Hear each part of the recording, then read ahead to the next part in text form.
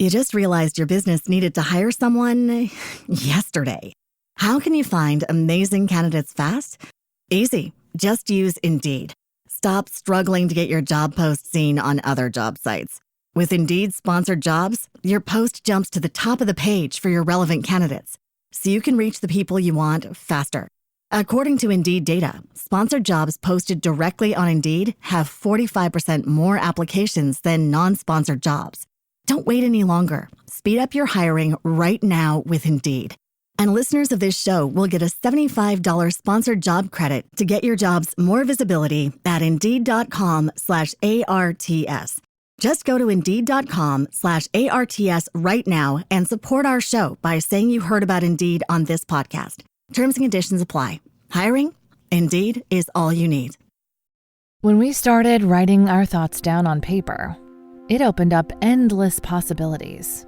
Ideas could grow beyond the borders of the mind, and it changed the world. Somewhere along the way, we lost touch with paper, distracted by devices made for every purpose except for thinking and focus. On edge, waiting for the next notification. But what if new technology didn't pull us away from paper, but brought us closer to it? Listen. That's not paper. It's the sound of the new Remarkable Paper Pro, rewriting the future. A paper tablet with a true color ink display, gentle reading light, and unheard of tactility. With digital features for taking notes, thinking, and organizing, without any distractions. Paper is about to change the world again. Get your paper tablet at remarkable.com today. Join us and unwind with a good book. Welcome to Relaxing Reads. Hi, it's Deb in Halifax. Hi, it's Simone in Vancouver. Hey, it's Tanya in Edmonton. Our latest read, Vera Wong's Unsolicited Advice for Murderers, is about a lonely shopkeeper, Vera, who takes it upon herself to solve a murder in the most peculiar way in this captivating mystery by Jessie Q. Sutanto, best-selling author of Dial A for Aunties. When one thinks of an ideal amateur detective, none of Vera Wong's qualities, like tampering with evidence and romantically setting up two of her suspects together, would come to mind. But when the tea shop owner who watches an unhealthy amount of NCIS suddenly finds a dead body in her shop, she believes she's the only one who can solve the case. Nobody spills the tea like this amateur sleuth in this comedic mystery. Well, was it, ladies? Yeah. Everything you hope for a dramedy mystery with a senior sleuth taking the lead? I loved it. I loved Vera. She was... there were so many points in this book that I was reading it and laughing out loud, because I just think that Vera was just spot on with so many things. What did you guys think? Yeah, I enjoyed it. Part of the reason I wanted to choose this for our book club was I'm a fan of Jessie Q. Sutanto because we had read Dial A for Aunties, and that was like a fun comedy. And when I saw that she was working on this and it had been acquired by Warner Brothers to become a television show and Mindy Kaling and Oprah were backing it, I was like, okay, this has got to be a book that's got a bit of interest to it if there's already networks securing the rights to it. So, I didn't know what to expect, but it's like if you've got that seal of approval from Mindy Kaling and Oprah, then it's definitely going to be an enjoyable one. And you can totally, see when you're reading this, how it can translate into a series because the lead is just so fascinating. And there's not often a lot of leads where you have, an elderly person leading a book. Not that I've read. And so the wisdom she brings, how she keeps her youthfulness, the way she lives her life. She was a fascinating character to follow along. And she just is so funny because she says it like it is. And that's the part I really enjoyed. Me too. The meddling. I don't know that Vera would be Vera if she didn't meddle in somebody's life. Yes. Absolutely. Oh my gosh. Do you guys know of Vera? Was she somebody that perhaps you might have in your life, do you think? I don't have one currently in my life like that, but having grown up on a farm in a very, very small community, there were definitely what I would say the busybodies of the community, and they knew about what was happening with every single family in the community. And it's just like the whispers. And we used to have a post office at the general store. So of course that was sort of the hotbed of gossip. All you had to do is tell Mrs. Vincent what was going on in an hour. It was all across the community. And it's like, we didn't have a town. We're talking just farms at that point, right? So I guess the focal point, the post office, everybody goes to get their mail and everybody talks and has a coffee. And oh, yeah. Yeah, so I definitely know that type of person from growing up. But it is kind of endearing, though. Meddling, but I think Vera's, meddling, but in kind of an endearing way. And I think there's so many themes about this book. And I think, one of them is kind of loneliness and also connection with family. And as you get older, you may lose a spouse, you may lose people. And then if you don't have that purpose and all of that, it can be a very kind of solitary existence. And I think a lot of that was sort of, I thought with Vera, in that nobody was going to the tea shop because nobody didn't know about the world famous Vera Wang tea shop. I know. So I thought she was just, she's meddling because she's like, she's lonely. She's lonely. Yeah. So, yeah, that was really sad when she still had such a passion for her tea and she wanted to be there and keep it open. And her son didn't really believe in her. And there was just no excitement in her life. And she was trying to make it exciting. Like, she's getting up, she's doing her thing. She's still living her best life and living it as good as she knows how to in her routine. And she wants to stay sharp. She wants to stay focused. So I think a dead body showing up in her tea shop was the best thing that could have happened. Because, when you just need a little bit of excitement, well, that's one way to get it. Oh, for sure. Oh, my gosh. I can't imagine living in a community without that type of character. I mean, sometimes it might be a bit much, but like you, Tanya, growing up, in a farmland community where somebody always knows something and you can, get on the horn and ask them and they might have the information you're looking for, good or bad, I suppose. But yeah, I think she was really trying her best to still be who she was in her own character. And perhaps she, she probably should have bitten her tongue along the way in a number of incidents. But then I think she found herself again with this particular incident. And I think that spunk that perhaps was missing came back, and she felt that there was a purpose again, even if her tea shop wasn't doing so well. And perhaps, the relationship that she was lacking with her son, she gained in this new group of friends in a very odd way. Well, that was beautiful because she created a family and it was under weird circumstances, but it just shows you if you give a little, you can receive a little. And from there, it's just, it snowballed into this beautiful thing. You didn't know which way it was going to go, but she had a passion again for her tea. She had a passion for making big meals, but she had nobody to cook for anymore.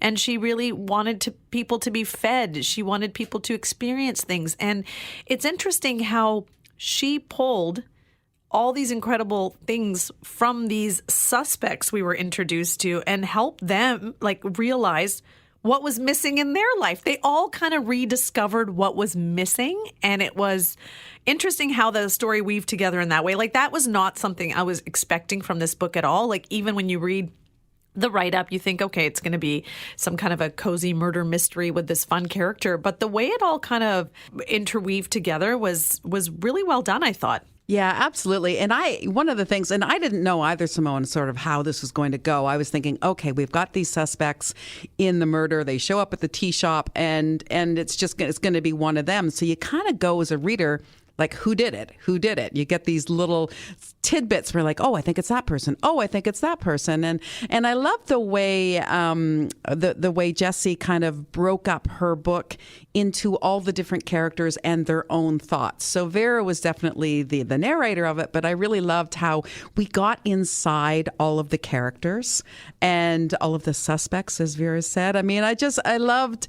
there's so many parts about each of those characters that I really loved reading about. And I was kind of thinking, well, she couldn't have done it. Could she? Or did he do it? And so you're kind of left guessing throughout the whole book. And in the meantime, you're like, no, that can't possibly happen. So I loved reading about all of these characters. I'm wondering for you guys, like, did you have a favorite character that you really kind of related to? I think there was something about Vera herself that I connected to. And Simone, as you were talking about, the family dinner and how interesting it is, over the years, families hope to have everybody sit at the table and gather around and hear the stories of the day or the week if it's a Sunday dinner, and the importance and purpose of that. And she brought it all together. When you serve somebody food, when you create food and give that gift in some form, it creates something quite unique, I think. And a lot of people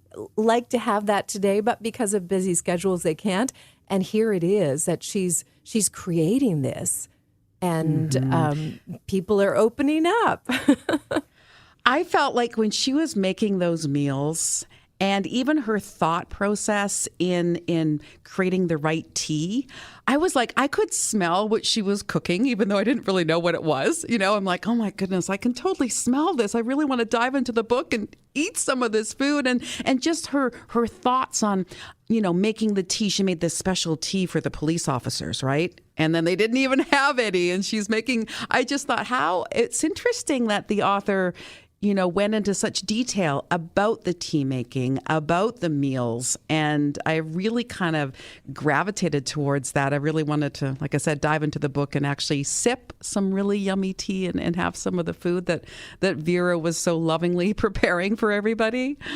I know. And I'm a coffee drinker, but this book has me wanting tea because, even she says herself, coffee is just boring. With tea, there's a way to concoct different things and you sip it. And like the tea for the cops, I think it was meant to help them focus on the investigation. Yes. And, the tea she would make for Alex was a little bit different. And then for each of the suspects, it was like what they were lacking or what they needed. And so she had a way about it, and it does fascinate you. And with the food too, it was also like having this tea, having this food that fuels your body. It's truly taking care of yourself, because we do live in a busy world where sometimes we're eating out more or not really thinking about what food we need for ourselves or what our body needs. So that was an interesting way to kind of look at it too. And you think, as Deb, you were saying, we're so busy now. Like I don't often sit down as much and even have dinners with my family because the kids eat at a different time. We eat a little bit later.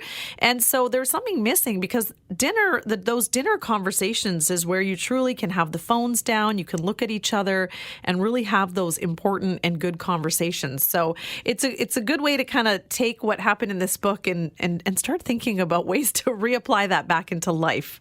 And I think getting that wisdom from an elder is when you start to think about these things, because when you're younger, you're in the chaos of just life and work and kids, you sometimes forget about taking those small pauses and those moments. And you realize when you're older what they mean. Yeah, a lot of mindfulness within, eating the food and consuming the tea with Vera and her new family.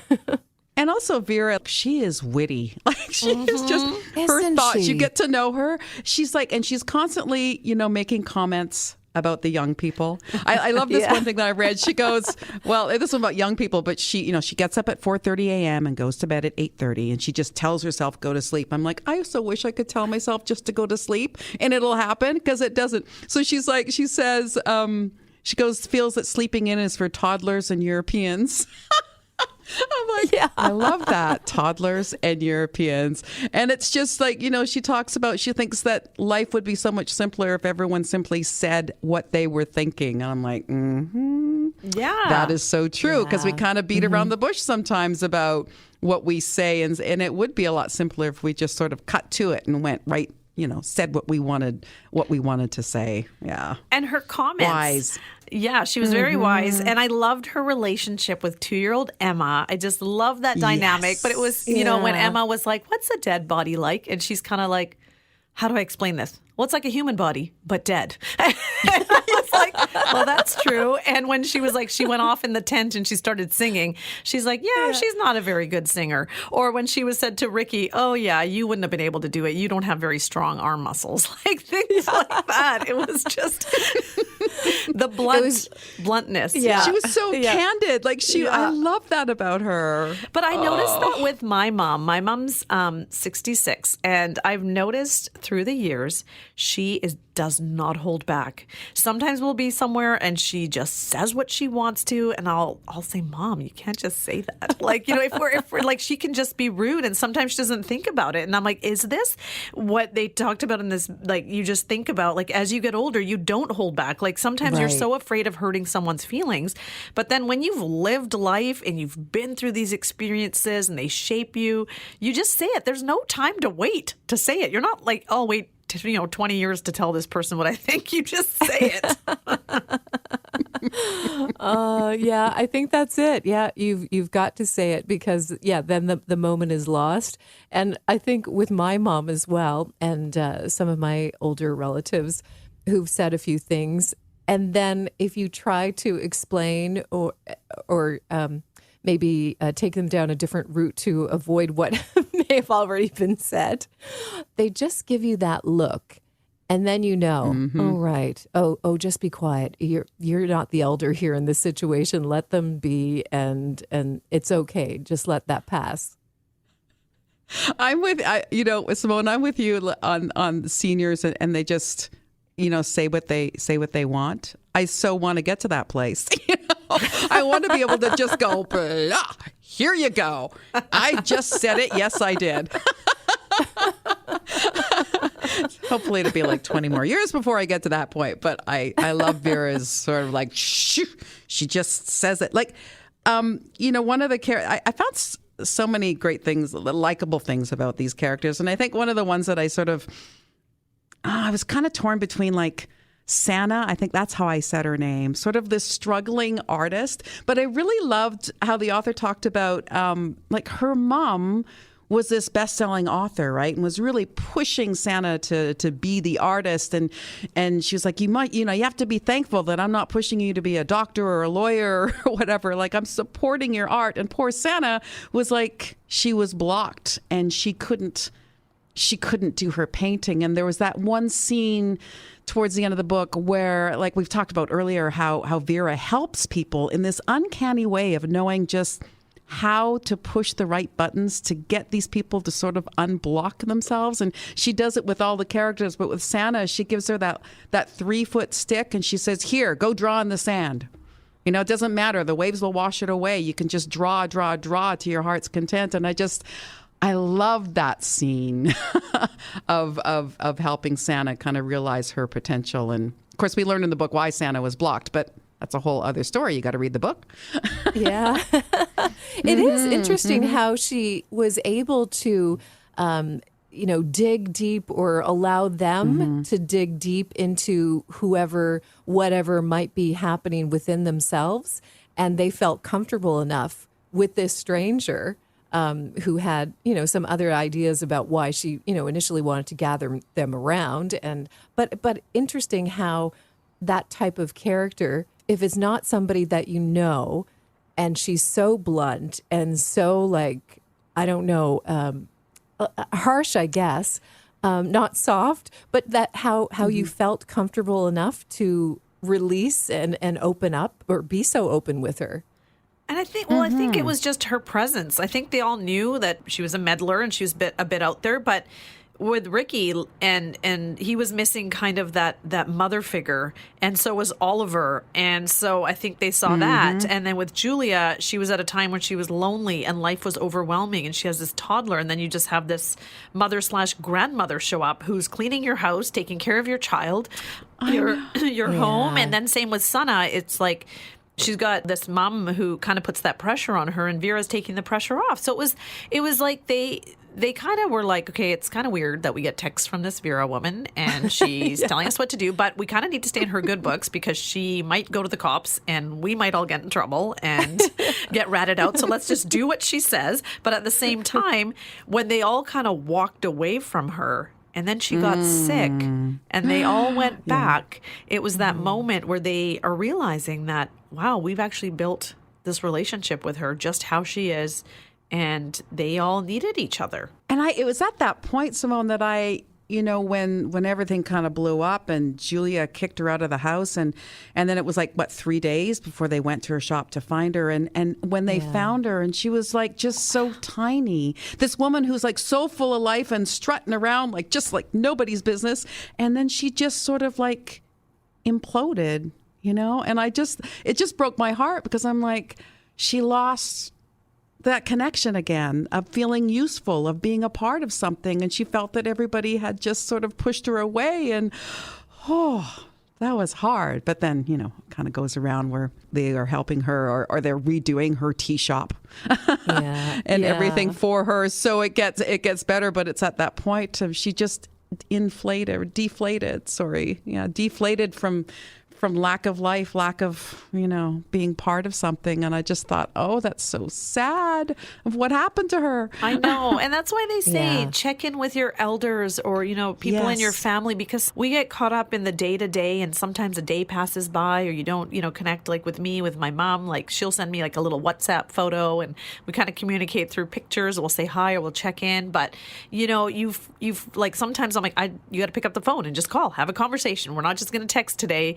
Because when you look at your life, if you're so busy and crazy, there's someone else who is wanting that attention from you and they might be lonely and they might be waiting for it, but they don't want to burden you and be like, I need you. I'm needy for your time and your love. But it really just puts things into perspective because, she had a moment where she didn't get checked on for 3 days and thankfully she was okay. But it's a scary thought. Yeah. And when you see somebody or know somebody who is such a powerhouse like her and they're always go, go, go, and whether it was just a few days or a few months or a few years, when you see them in a different light, in a different shape, a different view, like they saw her, then you do have to take a step back and think, oh, wow. I mean, she put so much into caring for us. And all we had to do was, drop by or pick up a phone. And things can change quite quickly. I know. I think about like my dad, because my mom has passed now for like 10 years, 11 years. So crazy. And, Dad's on the farm and I know he has a full life. He's taken up fiddling. He's doing all this stuff. He's a very busy guy. But I know, when I go home to visit and I walk into the house, it's like silence. I don't know. And I have to remind myself that with my busy life and all that I do need to stop.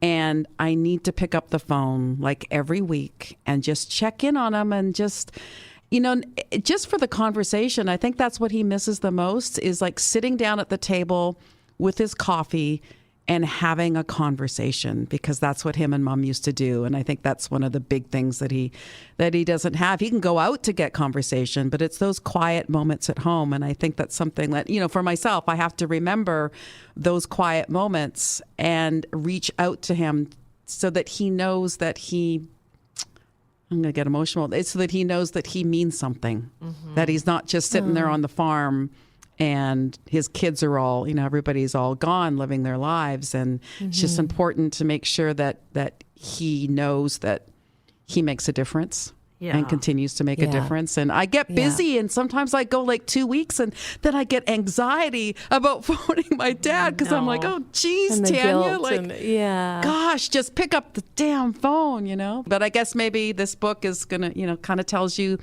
to not be so busy and just take the time.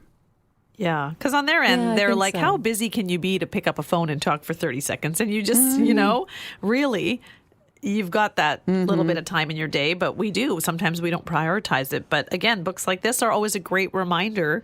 And just you kind of do a little check-in with yourself. Did you guys think the suspect was who you thought it was going to be? Because that yes. You did? You figured it out? I figured it out. But what I didn't know was that it was Alex, the friend that she gave tea to, who had his wife was sick, right? And you find out all about this at the end. I didn't figure out that Oliver Marshall's dad. I knew it was their dad, but I didn't know that their dad was Alex. Oh, That was the twist. yeah. So how that was did the you- twist for me. How did you come to that, though? How did you know it was their I don't dad? know. I have because she kept saying there was like a one point when they were on the beach and they saw a figure looking at Emma. Oh, And then there was a point too, probably towards the end of the book, that I kind of went, I wonder if it's their dad. Because you hear about the dad and then they go to, Oliver tries to go see his dad and he's like, go away. Yeah. And Yeah. I thought that there was a reason why the author had the dad in the background. Oh, interesting. So that sort of made me think you're that, good. there might be there's a reason why she introduced him. Tanya is good. I remember when she joined this book club, she said she was good at figuring this kind of stuff out. Yeah. I'm not so good. I had all kinds of thoughts. I mean, when they did go to the door and he didn't want to see them, I thought, well, that's bizarre. But I didn't put two and two together until it was almost, there it is. Okay. I got it now. But the thing about Alex, I'm like, what? Yeah. Yeah. So she weaved it all back together. She weaved these two characters that were sort of outside the story, Alex and Marshall and Oliver's dad, and she put them together. I'm like, I love that. So do you That think was surprising. Yeah. now that we know Alex doesn't have a wife, is there a shot for him and Vera to be a part of this big family? I wonder. Find love again and have this little my happy gosh. family. I think we need to ask the author that. That's a good idea. Right? Yeah. This is a great little book. This is a great, it had me entertained. And I loved how we got into each character's heads and and it just flowed. Just like one chapter to the next, to the next, to the next. Yeah. Mm-hmm. And I Great think book. it was like, I think there are probably a lot of little messages, but I think it's, again, pause, take a moment, breathe, and enjoy the simple things in life. But also give everybody a chance, no matter their character, because they all had their own quirkiness. Vera, I think, the most.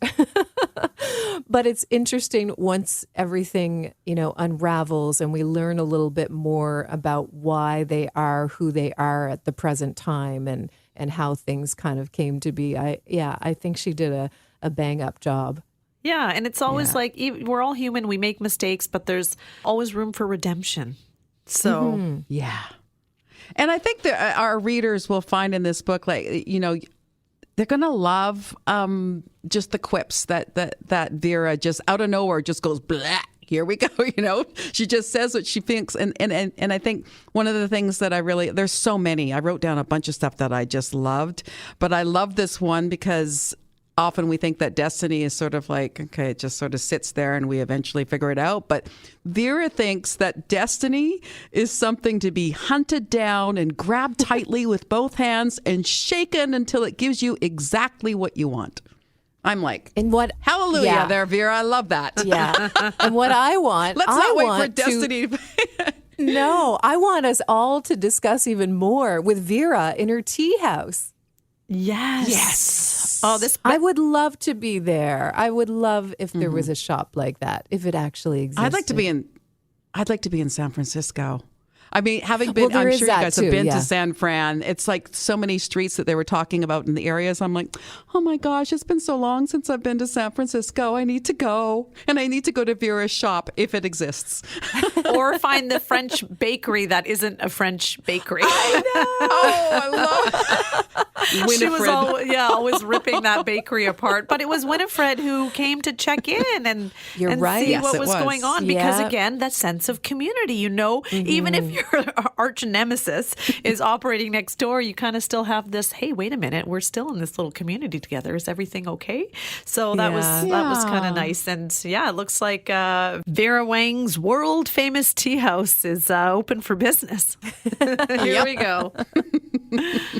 This is the perfect time to speak with the author of Vera Wong's Unsolicited Advice for Murderers, Jessie Cute Sutanto, who joins us now on the podcast. Chatting with her all the way from Indonesia. Hello, Jessie. How are you? I'm good. I just got my kids out the door. I was like, maybe I should go back to sleep. But yeah, I'm good. I was recently, just a few weeks ago, in Bali, and I was in the Oh, airport, and it was so nice to see so many of your books on display. oh, really? Oh my God, that makes me so happy to hear. Yeah, because the last time we chatted with you, we had read Dial A for Aunties. Mhm. We love that book. And so you were kind of on the path of creating another Aunties book. There was 4 Aunties and a Wedding. And then the next one was going to be Aunties, the 3rd installment. But then Vera came along. So tell us a little bit about how that came to be. So I just had like kind of like the nuggets of an idea. I wrote like the back cover blurb as a pitch, and yeah, I sent it to my agent. I was like, "Oh, when do you think I can write this?" Because, like you said, I was supposed to be writing like Aunties 3 and 4, and she was like, "I don't know. Yeah, maybe sometime next year you could write it, but let's see what your editor says." So she sent it to my editor. And then before I knew it, they were like, let's push Aunties 3 back and let's come out with Vera Wong first because we're so excited about it. So that was kind of how it all got started. Now, when it comes to Vera, what a character. Was there somebody you had in mind when writing about her? Well, I always say she's like 80% my mom and 20% my dad. So, like all of the things that she says, I don't even have to make them up because that's what my parents say.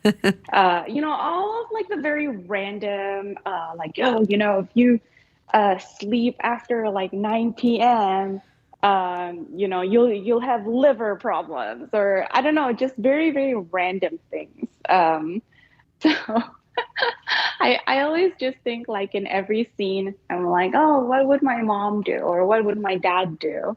And then sometimes I knock it up a notch, I'm like, okay, let's make it more dramatic. But they're mostly based on my parents. That's funny. And with Vera, she had such a great knowledge of pop culture. Many parents and grandparents are trying to keep up with the young generation. Why did you feel like that was important to write about as well? I know there was that line that she was squinting her eyes like Shayna from Love is Blind, and I love that.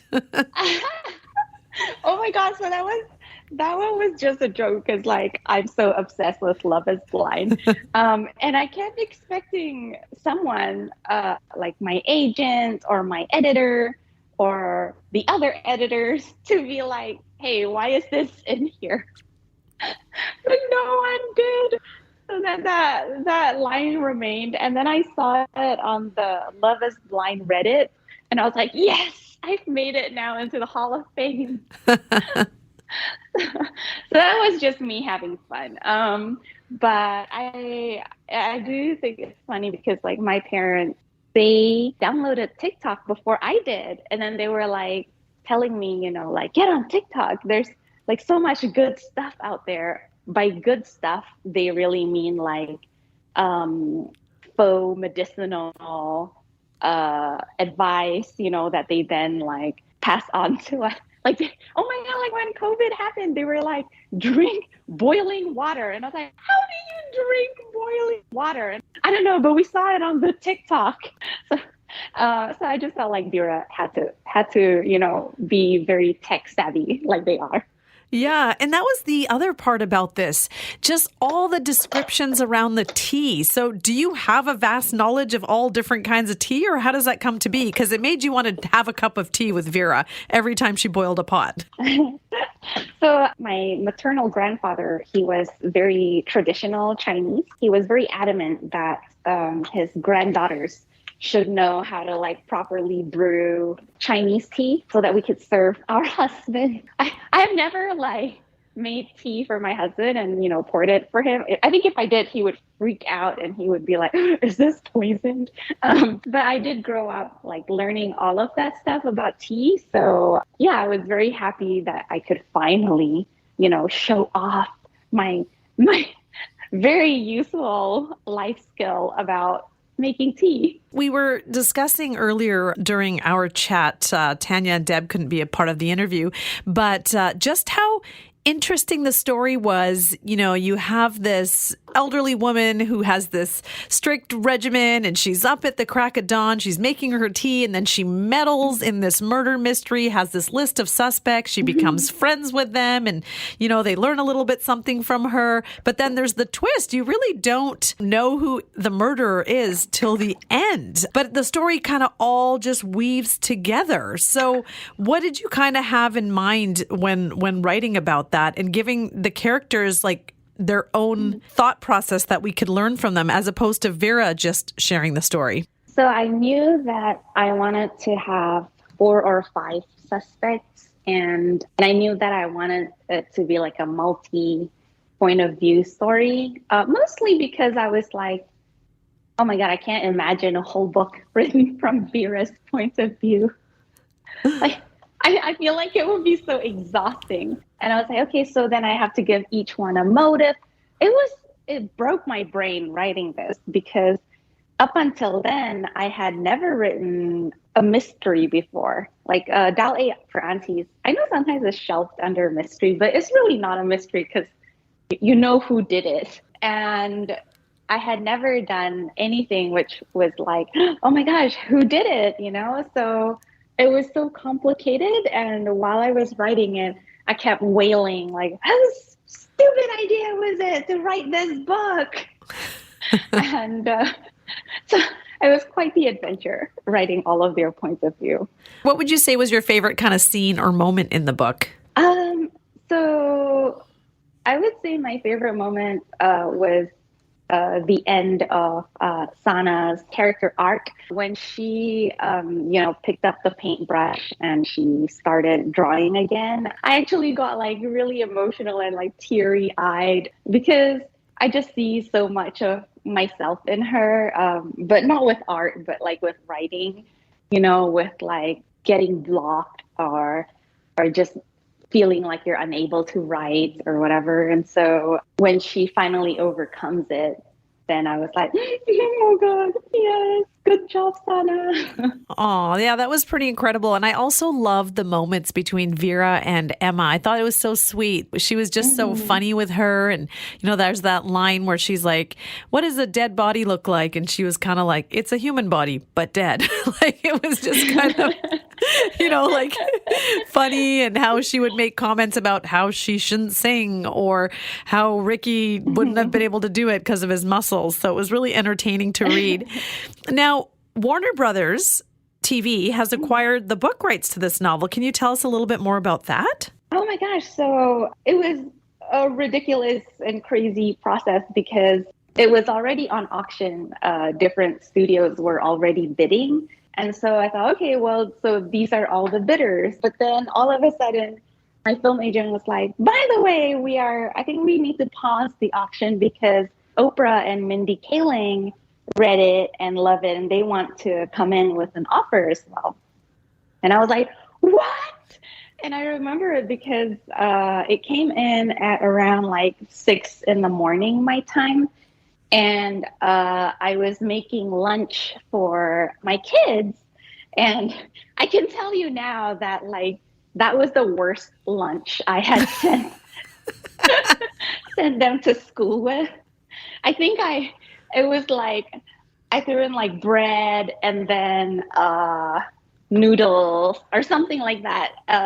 They came home and they were like, Mama, how come you gave us, this and this and this for lunch? It really was not good. You were like, Mom has other things to deal with. That is huge news.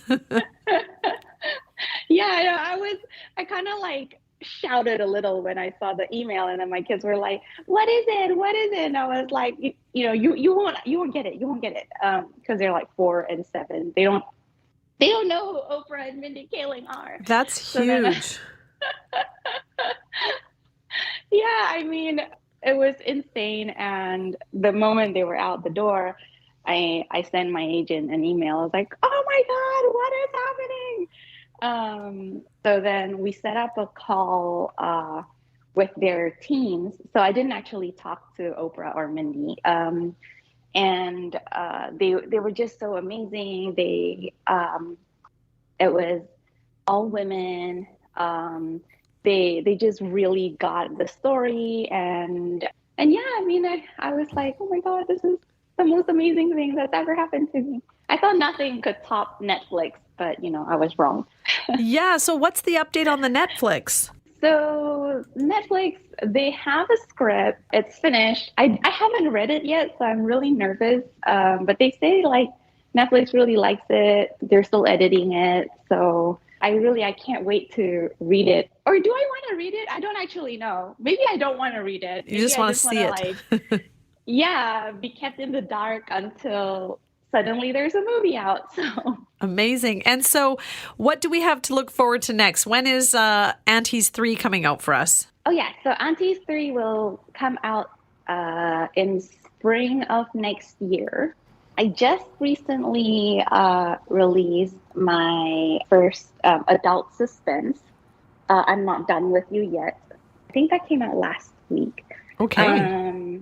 Yeah, and so I'm very excited about it. I'm like, I keep reading the reviews for it, and it brings me so much joy whenever I see someone is like, guys, this is not like the Aunties or Vera. This is not a feel-good book. So, but yeah, I'm really enjoying that. Amazing. Well, we all really enjoyed this one. We're going to have to even go back and read Four Aunties and a Wedding because we never read that one. But we are big fans and, thoroughly enjoyed this book. And thank you for being a part of our podcast and answering some of our questions. Oh my gosh, thank you so much for your patience and thank you for having me. Thanks again. And thank you for listening to the Relaxing Reads podcast. Until we are back with you, have a great day. Thank you for kicking back and relaxing with us. We hope you'll join us again on Relaxing Reads.